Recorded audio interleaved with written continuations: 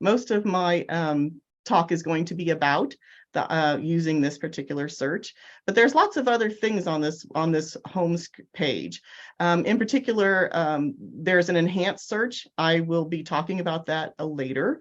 There's popular searches, which is also similar to this item right here that says popular searches, as well as search results. I'm not going to be talking about those particular buttons today. I will point out that here's a button called Archive Holdings. If you actually click on this button, you will see that this now opened a new tab at the top of the page.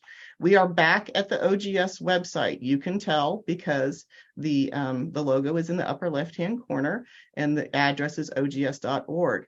What this has brought you to is our Library Special Collections page on our website, and a filter has already been chosen for you called Archived Manuscripts. So this is showing you all of the information about the items that we have in our archive. In particular, there's a manuscript key, which is a list of all the collections, as well as we are starting to put our finding aids for each and every collection online as well. We're not going to be talking about this today, but I just wanted to point out to you that that button does work. So I closed that tab, went back to the catalog. And same thing with these. If you click database, it takes you back to the OGS website so you can search databases. If you click special collections, back to the OGS website to look at special collections. If you click on Ohio Civil War, it takes you to that page of our website. So these are just shortcut buttons back to the OGS website. I want to scroll down a little bit more and take a look at these three boxes here. This first one is called Popular Searches. And as I mentioned before, this catalog is created for schools in particular, as well as other small libraries.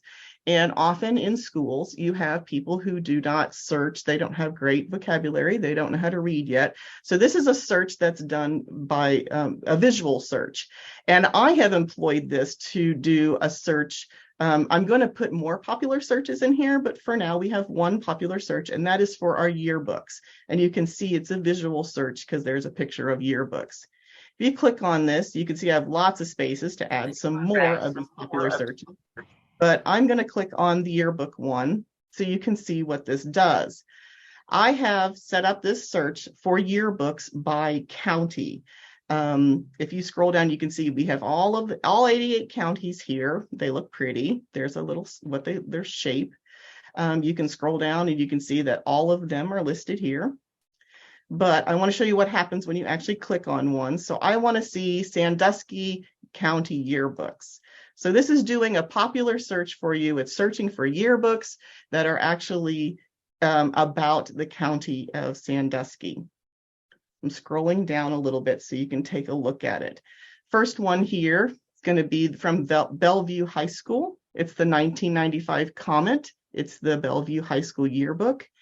One of the reasons that I created this popular search is because if you know anything about the state of Ohio, you know that a lot of our school districts cross county lines. So sometimes it can be very difficult to determine exactly which county a yearbook is in.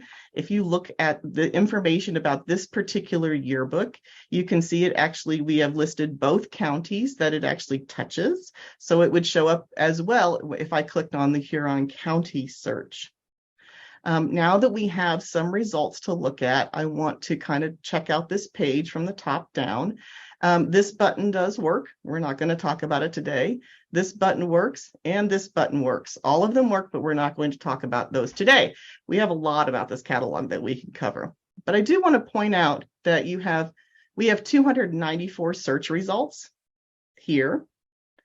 And then you can see that I will go over these buttons more, but we have an expanded label button, a call number by prefix button, a results per page button, and then also all the pages for your results. Now, personally, it drives me crazy to have 10 results per page and have to click through all these 30 pages to find my results.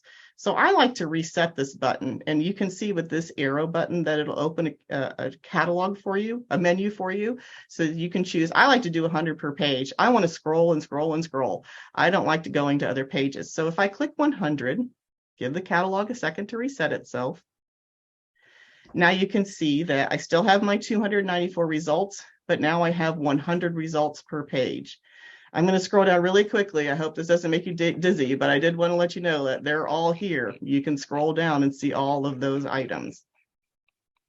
So I like this because I don't like to have to keep going to 30 different pages to see 294 results.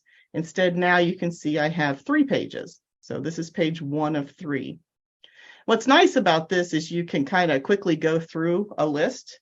If you know that maybe it tends to run things alphabetically. So if you know your alphabet is at the end, you can quickly go to some of the last pages.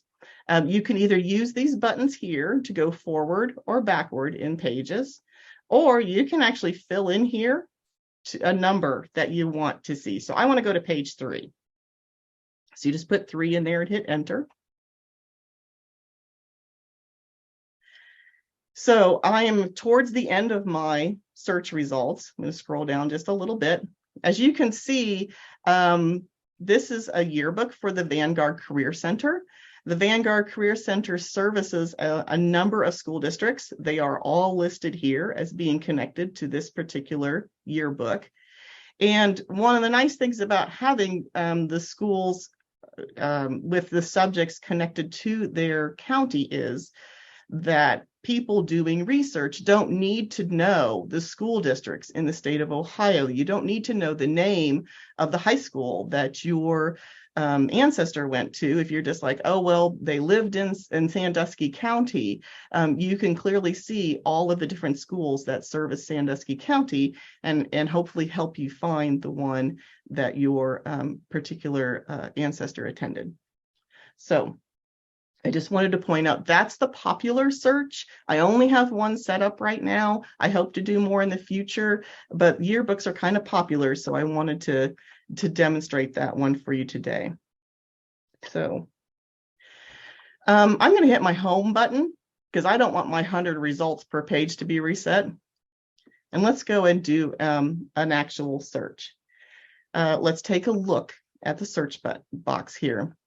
First thing is you can select a library, but guess what? We only have one, but you can see why this function exists because you can have multiple branches of a particular library system. We only have one, so you don't need to worry about that. The next box says anywhere. That's really a keyword search. It's another word for keyword. If you open this menu, you can see that you can also search just the author field or just the subject fields or just the title fields. When you use an anywhere search, it literally searches the entire record for the information that you are looking for. So it's good to cast a wide net. If you get too many results, you can start to narrow down, but most people enjoy doing keyword searches. It's kind of the default for a lot of people when they search. So let's do a search. I'm going to do an example. I'm going to look for the word trains. I want to know, what does the OGS library have that has to do with trains? So you just type the word in here. You can click this search button if you want to, or you can just hit enter. Let's take a look at what we have. I'm going to scroll down a little bit. You can see that we have 14 results. And then I'm going to show you some more about these buttons. The first button here is the expanded label button. What this button is doing is giving you choices for how you view the information about particular items. So the default is the expanded labeled because it gives you the most information up front. But you can choose other kinds of ways to look at this. If you're familiar with the library world, you can actually look at the full MARC record. This is how we talk, how the computer understands this item. Not particularly helpful for most searches. Other things, you can simplify it really, briefly if you want it to look different. And you can see a lot of information disappeared, but if you want to look at this brief labeled one, it's here. So I just wanted to point out that these are your choices, but I think expanded label is the most helpful for most people because it gives you the most information up front. This other button here, it says call number by prefix. This is the sort button. you have 14 results, and they are sorted by the call number prefix. The prefix happens to be the first part of the call number. You can see on this Illinois one here, this is the call number at the OGS library. It says Illinois 977.3 HP 639C, and that's how you find the actual item on our shelf. You can choose to sort this in other ways. Maybe you want to sort it by copyright date. You only want to look at new things, or you only want to look at old things. You can sort it by author and a variety of other things. You could do it by call number. You can simply do an unsorted one, which will show you the order in which they were entered into the computer. You can sort it by title if that helps you along the way. But the default is call number by prefix, and I can explain why right now. One of the most helpful things to know is to understand the call numbers that we use here at OGS. So really quickly, I'm going to take a look at our call numbers. And the anatomy of an OGS call number. You can see here that there's a prefix. If you remember, we sorted, or the default is to sort by the prefix. So the prefix in this case, this is kind of a typical OGS subject number. The prefix is Ohio. We do sort things here at the OGS library by location, because we have 70,000 items in our library, and most of them can fit under a very few small number of Dewey Decimal numbers. That's not very helpful if you're searching for things to only use Dewey Decimal numbers in our case, because our subject matter is so narrow here. So we have created a call number system that organizes things by location in order to help people browse and find items. So the prefix in this case is Ohio, O-H-I-O. There's the Dewey Decimal, 977.1. You're probably familiar with Dewey Decimal if you've used your local public library. I have to say the Dewey Decimal number is probably the least helpful part of our entire call number, but it's there if you wanted to know what the Dewey Decimal number is. The next field is, in this case, listing by county. This helps organize this by location further. This item, if it has something here listed in this part of the call number, it means it's about a particular location in Ohio. In this case, it's going to be about Darke County, Ohio. And then we have what we call a cutter number.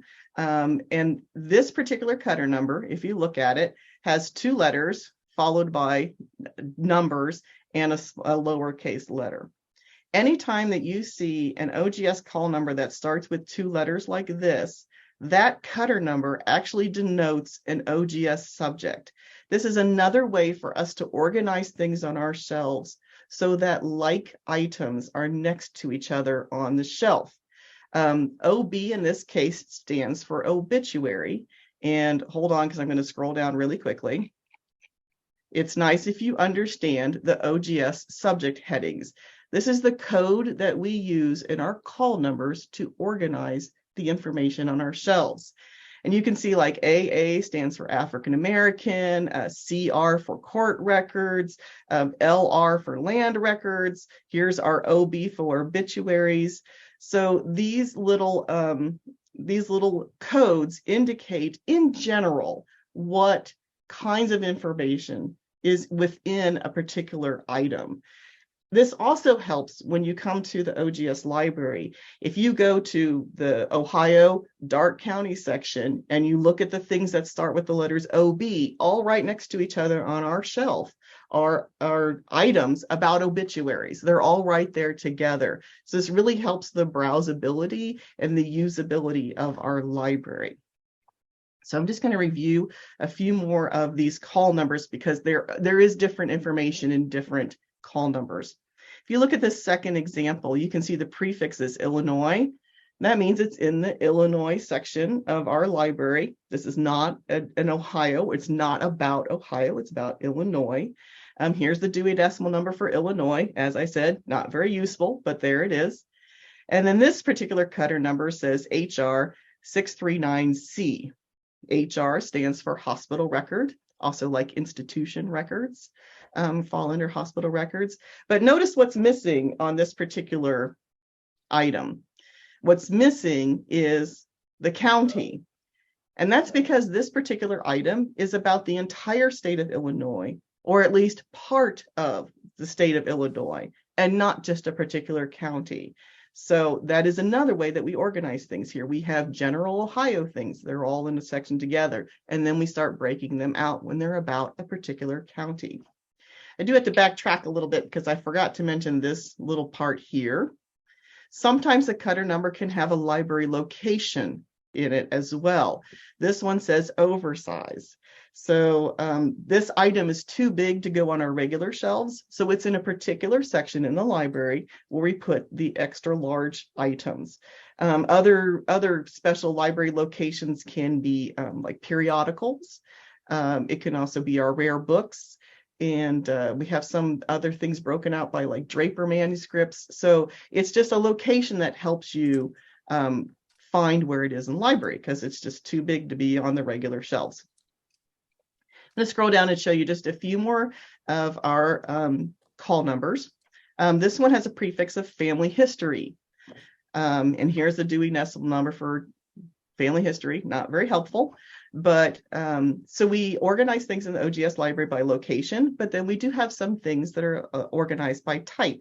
And in particular, if there's anything about a particular person or their family or your genealogy, it goes in our family history section. And that family history section is organized by surname. We have to pick one. So if your book is about multiple surnames, we'll pick one just because it has to have a place on the shelf. But so you can understand that this particular item is about the Bauer family. And then we also have a cutter number still. This is C189F. I have to tell you that when you see only one letter in the beginning, the cutter number is about the author. It's just a way for us to organize it on our shelf. But this time, the cutter number does not mean subject. Want to look on down here, we have a prefix of the United States of America. We do have items that cover entire countries. Here's the Dewey Decimal number for the USA. And the library location, I did say we had a periodical section. So this tells you that this item is located in the periodicals. Periodicals don't have subjects, so they don't have cutter numbers. Periodicals often aren't narrowed by location. They're usually for like an entire state or an entire country. And so that's a way a periodical call number would look. Moving on down, I have another call number here. This one starts with Ohio 977.1, which we know that's a Dewey Decimal number. This one says Ansonia. Well, if you know of the state of Ohio, you know there is no county called Ansonia. So this is actually a city. And this, if you look at the cutter number 2, you can see it starts with SR and that it ends with a year. This is the way our yearbook cutter number or our call numbers look. It's going to have a location. It's going to have a city. We usually pick one city where like the main office for the school is. And then this is a school record. And then also they're organized by year. So that's why the year is part of the call number for this particular item. We have other sections in our library. We have city directories, which here's a Dewey Decimal number, which we know is not very helpful, but it is broken out by city. So city is part of the call number. We also have county directories. The county would be where the city is instead. And then instead of a cutter number, we have a year because they're organized chronologically. We do have a reference section. You can see here the prefix is reference. This time the cutter number does come back in with a subject heading. GN stands for genealogy. So within our reference section, things are organized by their subject. And the last and most unusual call number that we have is this one that starts with MSS. Anytime you see an MSS number, MSS in our call number, this is indicating that this is a manuscript in the OGS archive. It is not something found on our shelves. Sometimes this archive location is also available, file 4. We have manuscripts in our collection that can only be in one file folder, or sometimes it's in 30 boxes. But this number tells you which manuscript collection it is in our library. And often when people want to look at things that are in the archive, we do ask you that you give us a heads up. We are happy to open our collections up to anybody to let them look at it, but sometimes a collection can be complicated to get out of the archive, and it's good to have us pull it before you get here, so in case we have to climb some ladders and hand some boxes to each other. But if you don't tell us ahead of time, it's okay. But just to save you some time and to guarantee your access, it's nice to know ahead of time if you intend to look at a manuscript. Okay, so that's enough about OGS subjects and our call numbers. But armed with this information, it does help you when you are looking at items after you've done a search, so that you can understand a little bit or very quickly what you're looking at. So we did trains. Here's our 14 results. As you can see, while I was talking, the catalog timed out and reset itself. So I just want to let you know that if you walk away or you go away, it will kick you out after a little bit. So we have our 14 results here. See how it reset my numbers? Ugh, terrible. Let's look at 100. There we go. Now we only have one page of results. You can see as you scroll down, now that we know what these call numbers mean, you can see, oh, really quickly, oh, this is an item about Illinois. Well, I was not looking for trains from Illinois, so I'll just keep scrolling down. This next item is, you can see, is about Franklin County, Ohio.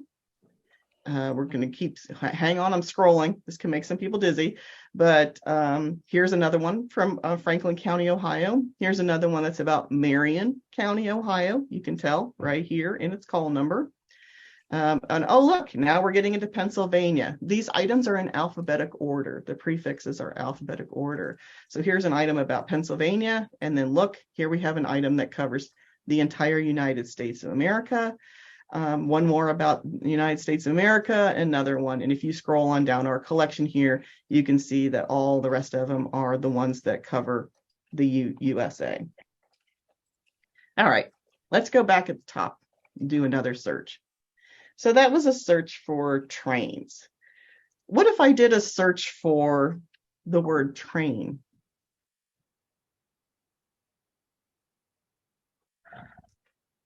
You can see that my search results, I have 18 results, but wait a second. Just a second ago, I had 14 results. Why do I have 18 results now? I have to explain to you that this card catalog functions very well, but it does not read your mind and it does not do suggestions. It looks for exactly whatever letters you put in this box. So by putting the word train in this box, it will not find the word trains, because I didn't put an S in it. This is one of the complicating factors of this particular catalog, and something that's a little hard to get used to, but it is a very straightforward letter search that it is doing when you do the searches in these boxes. So if you scroll down, you can see that these are very different than the results we had last time. This one's from Massachusetts, in particular Essex County. Here's one from Michigan. Now we're into the Ohio ones. This is about train disasters. This one didn't show up at all last time. So what is a researcher to do when faced with a search box that looks literally for what you put in it? We use, or one of the things that you can start to employ, is the idea of a wildcard. If you're not familiar, there's a couple different kinds of wildcards. But the one that I want to show you today is the asterisk. So if I do trains and add an asterisk at the end, what I am telling this computer system is I want to look for anything that begins with the letters TRAIN and anything that comes after that. When you do that, you are looking for a much broader variety of items. And in particular, I did a little Google search before this, and guess what? There's like 23 different words that start with TRAIN.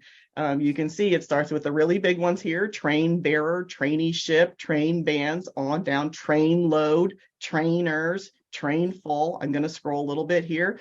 There's a whole variety. When you employ a wildcard, the system will look for all of these kinds of words, anything that starts with TRAIN and ends with anything after that. Let's go back to our search. I also wanted to mention to you, you can use wildcards in the front of a word as well. So you can put your asterisk right here. And when you do that, it's going to look for anything that ends with the letters T-R-A-I-N. So, just off the top of my head, words like strain, constrain, restrain, those are the kinds of words that it will find. But I want to go back and I want to do a search with the asterisk at the end. And one of the main reasons I'm bringing this up is because of plurals, because it won't find things that end with S. It won't find things that the ending of the word is redone in order to do the plurals, like your cemetery to cemeteries and things like that. But if you use an asterisk, you will capture them all. So what happens when I do train with an asterisk? I get 37 results this time. See over here? 37 results. So I know that I've cast a pretty wide net at this point of anything and everything that might have to do with the word train, which can be helpful to me if that's what I really, really am looking for. If I scroll down, you can see, oh, look here. First thing we have is a family history.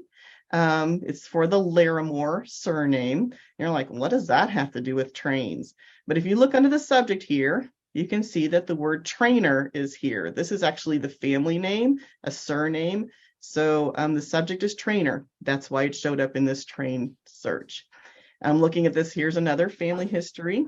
If you look through here, like, well, why does this one have to do with train? If you look very carefully in the summary of this book, the twin brothers were trained as bazooka team. So that's where it got the word train. They're trained is in there. You scroll on down, this one's from Illinois. We've seen this one before, showed up in our very first search. It's about the orphan trains out of Illinois. I also want to mention to you, sometimes you are going to find an item that ended up in your list and you're not sure why it did. There are fields that it actually doesn't show you that it's also searching as well. In particular, our donor field, it searches that field. So if somebody had the last name Trainer, that, somebody who donated a book to us, it might show up in your result. And that can be a little frustrating maybe, but it's nice to be able to cast a wide net so that you can scroll through and find the items that you're looking for. So I'm going to scroll back up to the top. I want to mention that one of the inspirations for this talk today was my observation of someone doing a search at the OGS library in person. This person came in and wanted information about divorces in Richland County. So they literally typed in divorces. It'd be nice if I could spell.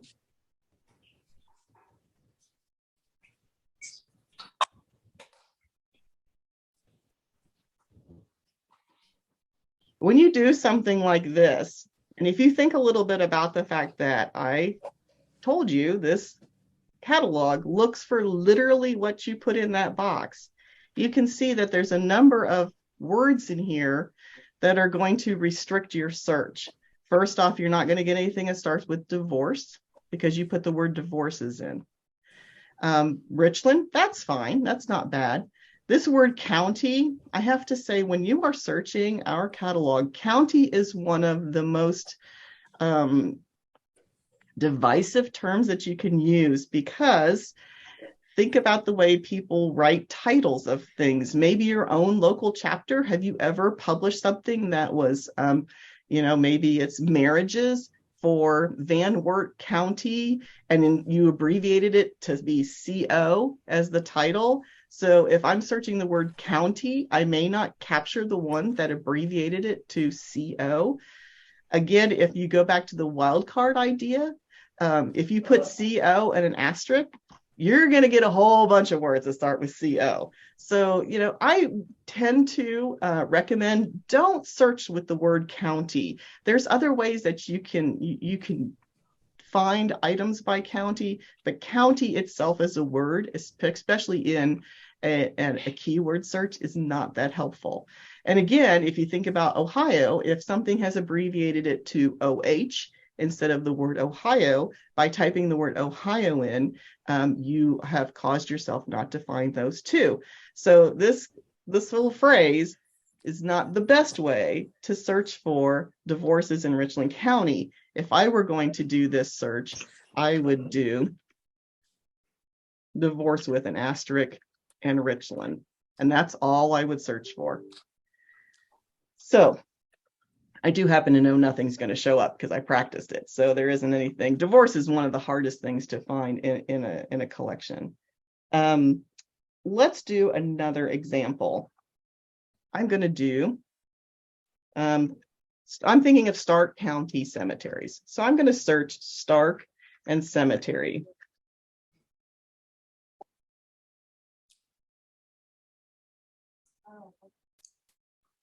And you can see I have 29 results. And hopefully you were thinking to yourself, Linda, didn't you just tell us that you should search with the wildcards so that you capture things like cemeteries? And you're absolutely right. But I just wanted to demonstrate to you that if you search for cemeteries instead, you get 23 results. These are slightly different results than the last time. So yeah, I do think the best thing to do is cemetery with an asterisk so that you can capture both the single and plural form for cemetery. Let's take a look at what we get.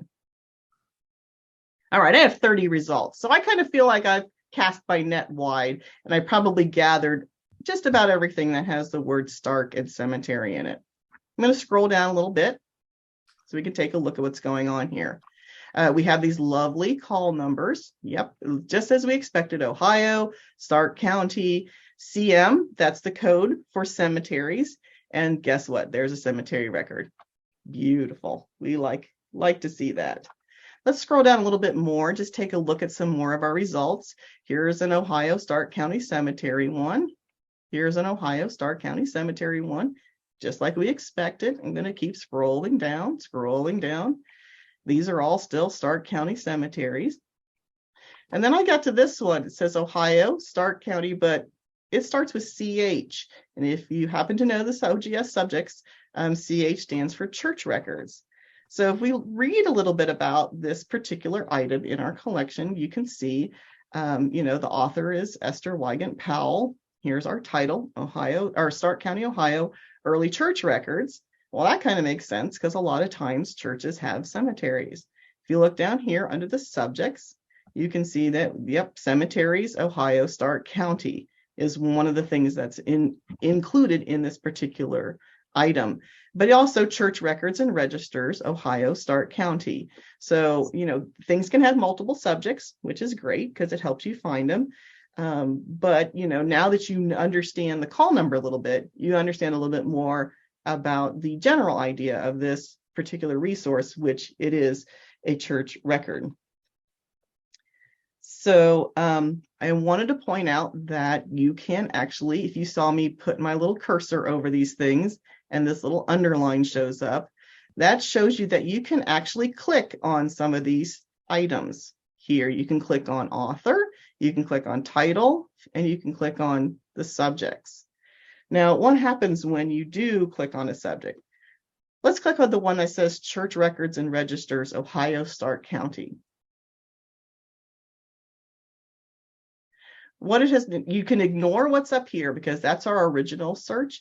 But what this has done at this point is found other things that have the subject matter of Church Records and Registers, Ohio, Stark County.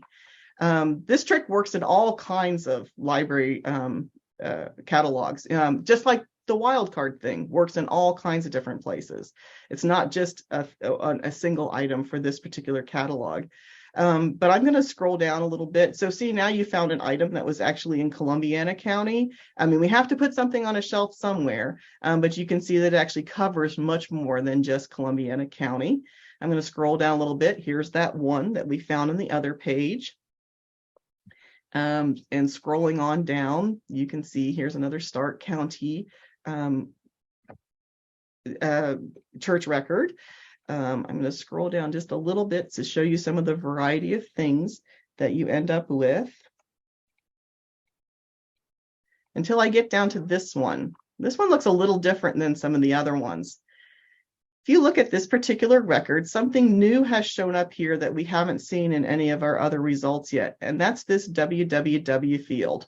You can see here there is a hyperlink to some other information about this actual resource. And if you look very closely at this hyperlink, you can see that it has www.ogs.org in it and the word resource. So this is an item that shows up on our OGS website as a digitized book, as a digitized item. And if you are already logged into the website, like I did at the very beginning, when you click on this particular link, it's going to open it up in a new tab. I'm sorry, you can't see that very well because of the Zoom information, but it did open it up in another tab, and it brings you to this particular page. Again, you can tell that you're on the OGS website because here is our logo in the upper left-hand corner.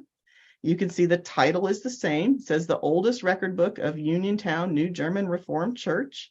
If you scroll down a little bit, all this information here is the metadata or the information about this particular digitized work. And if you are logged in, you can actually click on this button to actually look at the item that is digitized.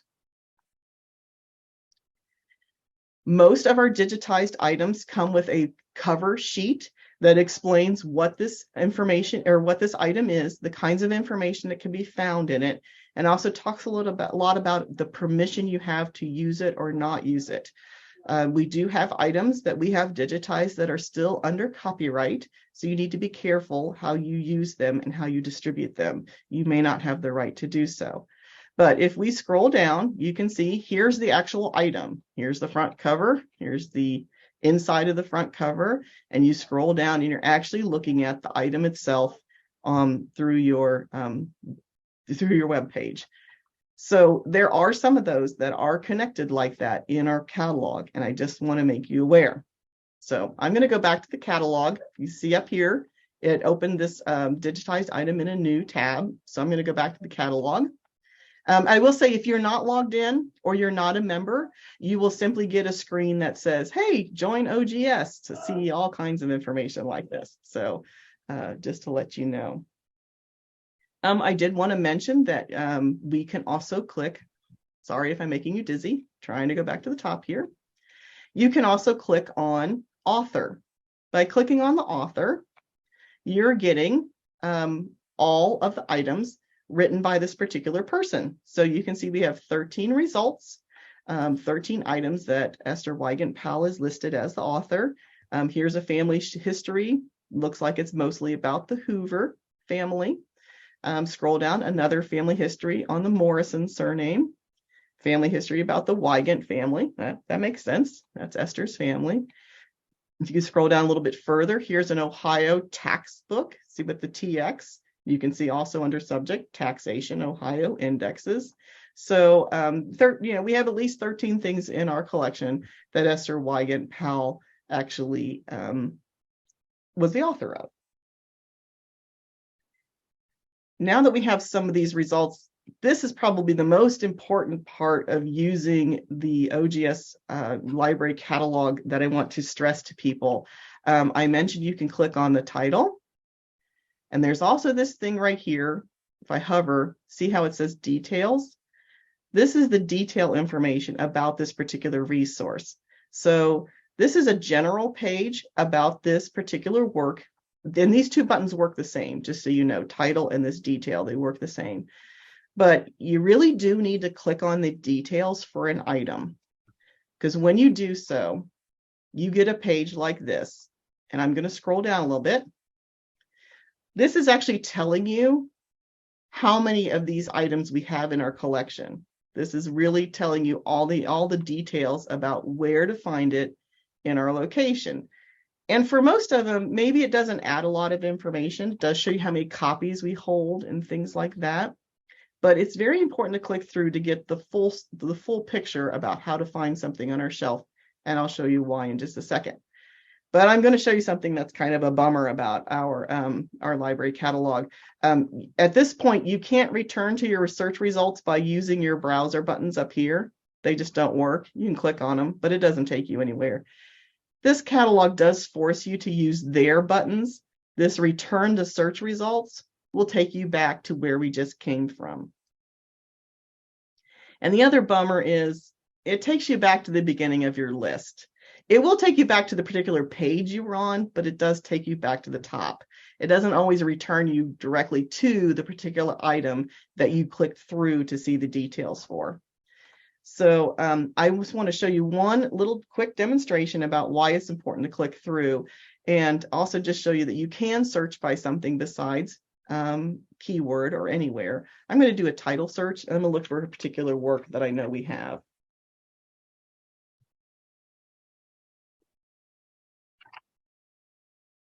Okay, why did you do that? Oh, because I can't spell disaster.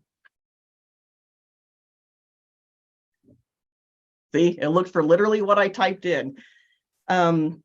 Here's the account of the coal bank disaster, and I'm going to click through to the details because you can see here there's 2 of 2 available. So if I click through here, it takes us to the record of how many different copies we have. And you can see this first one is on our shelf, but the second one is in our rare book collection. And this is the only place those things like rare or periodicals or oversize appears, is if you look at the details. So if you're here at the OGS library, it's very important that you click through so that you know exactly where this book is. Our rare book collection happens to be housed in our archive, so you will need some assistance in somebody getting it out for you. So that's kind of all that I was going to cover today. We still have a lot more things. We didn't do enhanced searches or Boolean searches or start to use some of the other things that this can do, this catalog can do, like having lists and be able to print them. Those are kinds of things that we'll talk about in future webinars, but I did want to give you all a chance to ask some questions.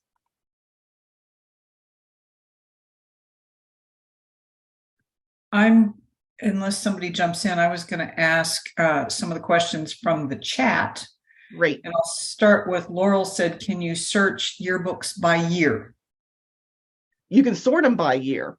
So if you wanted to do, let's just do that popular yearbook search. Here we go. Let's do Ashland County. And this is true for anything. So if you want to I'll give it a second to think. You can sort by copyright date, and that'll put them in order for you. So you can see there's 542 results for this. That's a lot, but you can do it by copyright. And give it a second. See how it pops up 2019?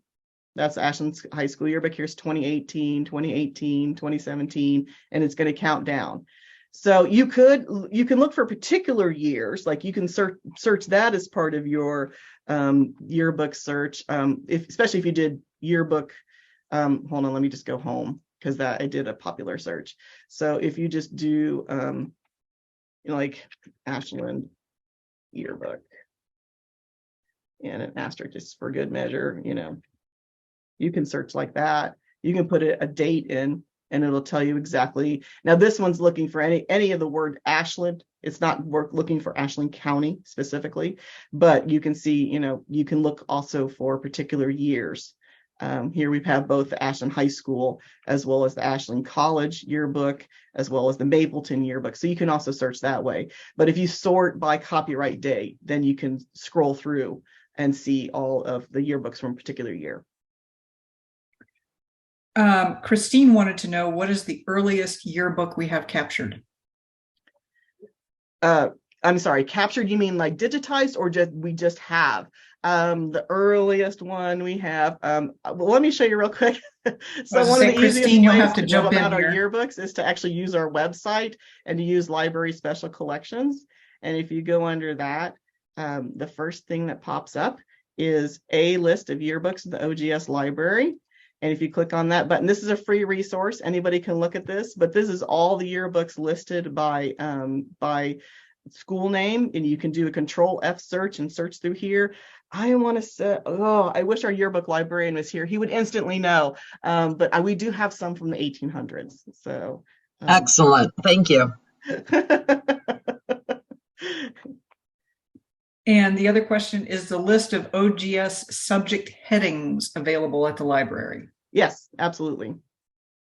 We have it laying around all over the place. So, and it's your handout that I sent with this, or that hopefully Lily sent for you. You have all the call numbers as well as the OGS subjects. Yep, the link is in the chat, and it's also on our events calendar if you click on this event. And then Catherine wanted to know, are there digital holdings in the library? I'm sorry, say that again. Are there digital holdings in the library? Well, digital holdings are online. Yeah, I was going to say, Catherine, do you want to elaborate on the question a little bit? Oh, no, I think she answered my question with the little www thing at the bottom of some of them. Those are the digital ones, right? Exactly. Okay, I will yes. warn you that, and I've thought about actually cataloging them, but I haven't done it yet. We do have a few items. I want to say about 20 items that we have in the digital collections, which is on the main OGS website, that we only have them as digital items. They were either given to us as a digital item or they were loaned to us and we scanned them. So there's a handful of things that you cannot find in our catalog at this time because they only exist as a digital item. Right. So if someone donated their family tree in digital form, do you accept those and would those show up? We do accept them. We are having discussions about the format of them and what formats we can accept and use, because like I can't take a family tree maker because you have to have family tree maker or something like that to render it. Right. So it would have to be something a little flatter like a PDF.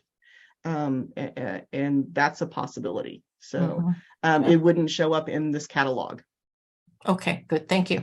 Mm-hmm. And I think you answered the question about wildcards already. You use wildcards in lots of places. They really can open up a lot of catalogs for you. So, and I think you can also do certain sites, and I don't know if that library one does use things like maybe an ampersand that just looks for one addition or that single additional character. In other words, trains, it would just look for an S. I know, but I only wanted to cover one because I didn't want to get that's okay. We can talk about more. It does accept that Google search about wildcards because there's question marks and all kinds of other things that you can use. But I just wanted, in particular, this one is one of the most useful ones I find. Yep. At one time, it's Marion asks, I think the library would lend duplicate copies by U.S. mail. Is that still true? We are phasing out the lending library. So we still have items in the lending library, but that is a service we are discontinuing due to complete lack of interest.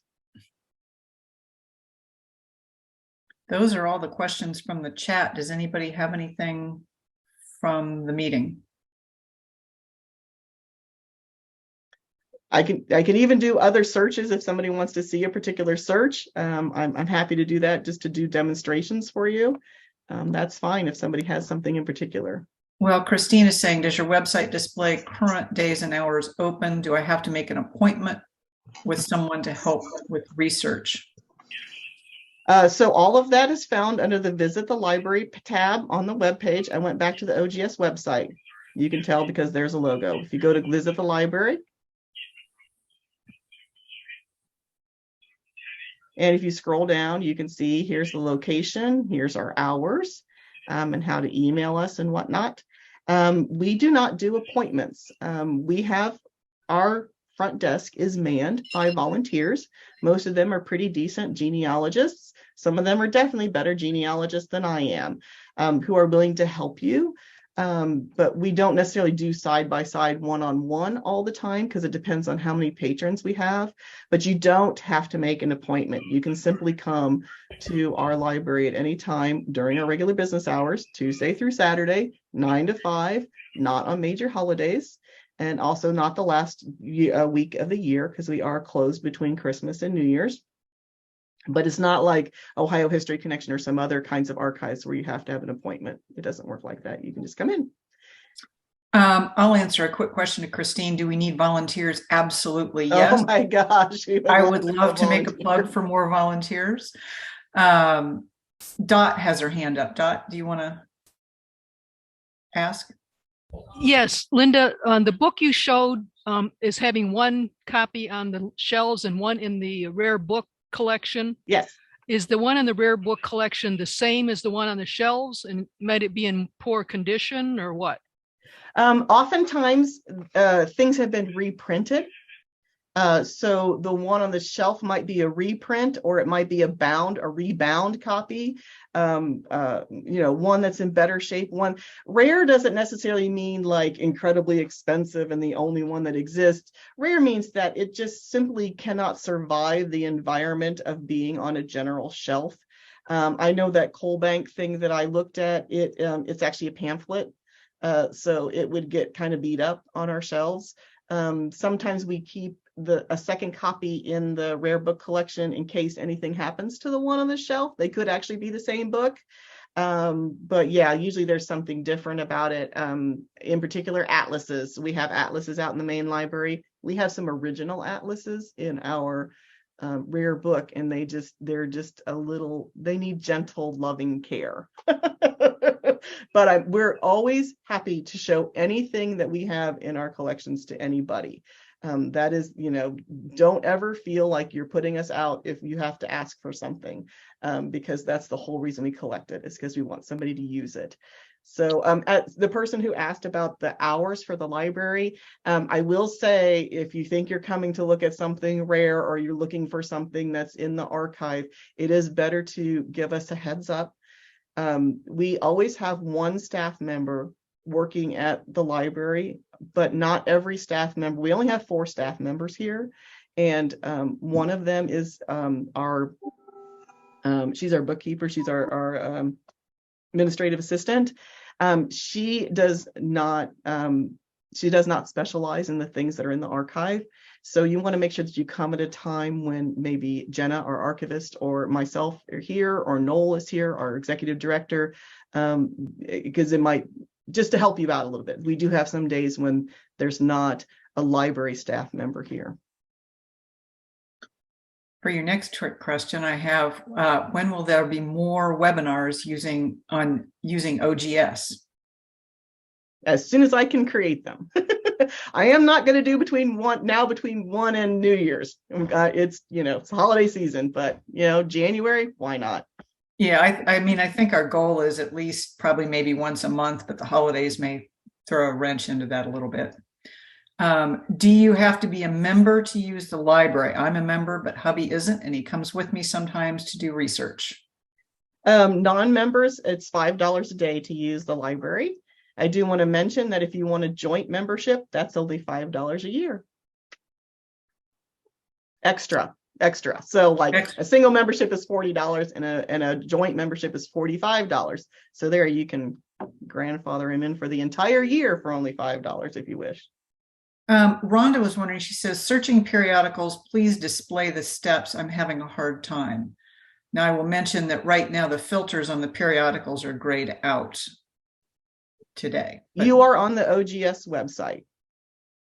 Is that where you're searching, or are you searching the catalog for periodicals?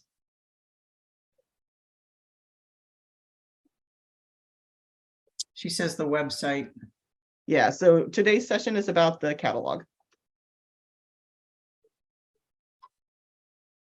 But yes, there are periodicals, but right now the filters are currently grayed out. Yeah, the periodicals on the OGS website, the digitized periodicals on the OGS website are our own periodicals. They're not all of our periodicals. They're the ones that OGS creates. So like the current ones, the OGS Q, the quarterly, the OGN, the news, but also our former ones like Pioneers and Civil War and the report. So those are what's digitized in our website. Not all periodicals, just our own.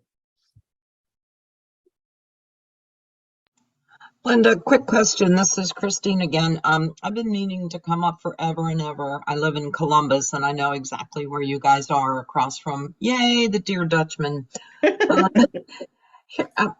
I don't want to diminish the presentation because it was fabulous and wonderful and informative. It seemed to focus a lot on publications and periodicals. Can I be real simplistic in my question. After 15 years of working on ancestry and family search, let's just say I've hit a brick wall with a particular relative in Ohio. And I don't imagine that he would be in any publications or periodicals, but there would be death certificates, census records and all. Are you guys into that also? I mean, if I came up for an hour or two and asked you or someone, like, I've hit this brick wall, I don't know where to go, are you able to give me some guidance? Possibly, yes. Like I said, our main desk volunteers are pretty good genealogists. They can certainly help you brainstorm some places to look. Jenna and I, the archivist and I, we work most days. We're just not here every day. We work full time, but when you're open on Saturdays, so we don't work every Saturday. So we're happy to help you look.